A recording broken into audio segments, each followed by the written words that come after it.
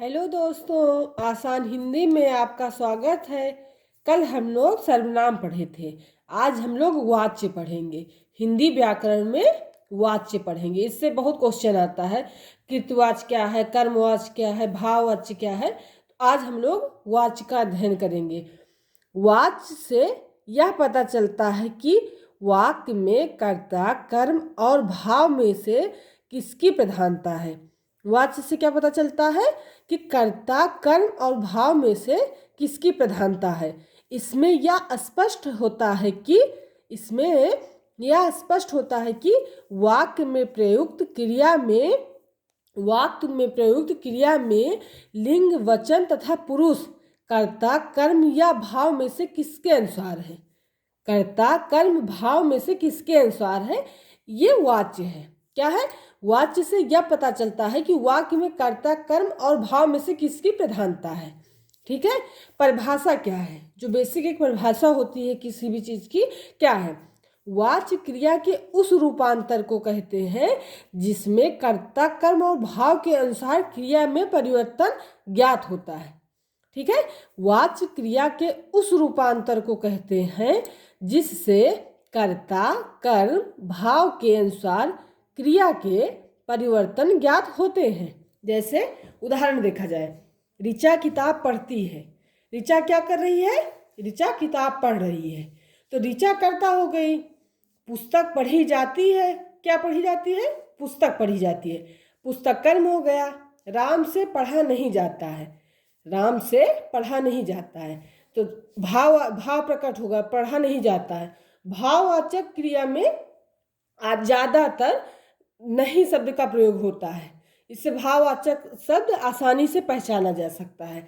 ठीक है। राम से पढ़ा नहीं जाता, मुझसे खाया नहीं जाता, उससे रोया नहीं जाता। ज़्यादातर ऐसे नकारात्मक शब्द रहते हैं, वहाँ भाव प्रकट हो जाते हैं। वाच्य के भेद कितने हैं? वाच्य के 3 भेद हैं, कर्तृवाच्य, कर्मवाच्य, भाववाच्य। वाच्य के कितने भेद हैं? 3 भेद हैं, कर्तृवाच्य, कर्मवाच्य, भाववाच्य। कर्तृवाच्य क्या होता है? जिस वाक्य में क्रिया कर्ता के अनुसार हो उसे कर्तृवाच्य कहते हैं। जो क्रिया हो रही है वो कर्ता के अनुसार हो उसे क्या कहते हैं? कर्तृवाच्य कहते हैं। जैसे श्याम पुस्तक लिखता है। ठीक है। तो लिखना क्रिया है।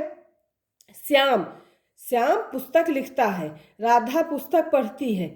ऊपर की क्रियाएं लिखना और पढ़ती, लिखता, पढ़ती जो है ये कर्ता राम और सीता के अनुसार है, अर्थात ये कर्तृवाच्य है। क्या है?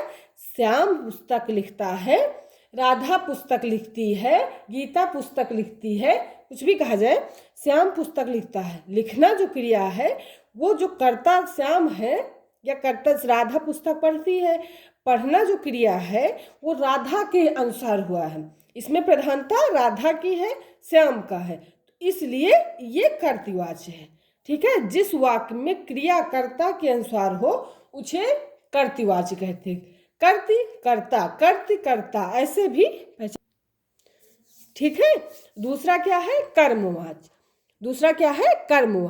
कर्मवाच्य क्या होता है? जिस वाक्य में क्रिया कर्म के अनुसार हो उसे कर्मवाच्य कहते हैं। जिसमें कर्ता के अनुसार हो वो कर्तृवाच्य है, जिसमें कर्म के अनुसार हो वो कर्मवाच्य है। पत्र लिखा जाता है। पत्र लिखा जाता है, पुस्तक पढ़ी जाती है। पत्र लिखा जाता है, पुस्तक पढ़ी जाती है। क्रियाएं जो है, लिखना, लिखा जाता है क्रिया है, क्रियाएं पढ़ा जाता है, लिखा जाता है, ये कर्मवाच्य है। पुस्तक पढ़ी जाती है, पत्र लिखा जाता है, कोई काम हो रहा है उसमें कर्म की प्रधानता है। लिखा जाता है तो क्या, कुछ क्रिया हो रही है ना, कुछ कर्म हो रहा है ना। पत्र लिखा जाता है, पढ़ी जाती, क्या पढ़ी जाती है? क्वेश्चन आता है क्या पढ़ा जाता है? पुस्तक पढ़ी जाती है, तो पुस्तक कर्म है, पत्र कर्म है, तो क्रियाएं जो लिखा जाता है, पढ़ा जाता है, क्रियाएं हैं, ये कर्मवाच्य है। फिर भाववाच्य आता है। भाववाच्य बहुत आसान है। जिस वाक्य में क्रिया कर्ता और कर्म को छोड़कर भाव के अनुसार हो उसे भाववाच्य कहते हैं। जिस वाक्य में क्रिया कर्ता और कर्म को, जो क्रिया हो रही है वो कर्ता कर्म के अनुसार नहीं होती है, भाव के अनुसार हो उसे भाववाच्य कहते हैं। जैसे मुझसे बैठा नहीं जाता, शीला से खाया नहीं जाता। इसमें भाव स्पष्ट हो रहा है।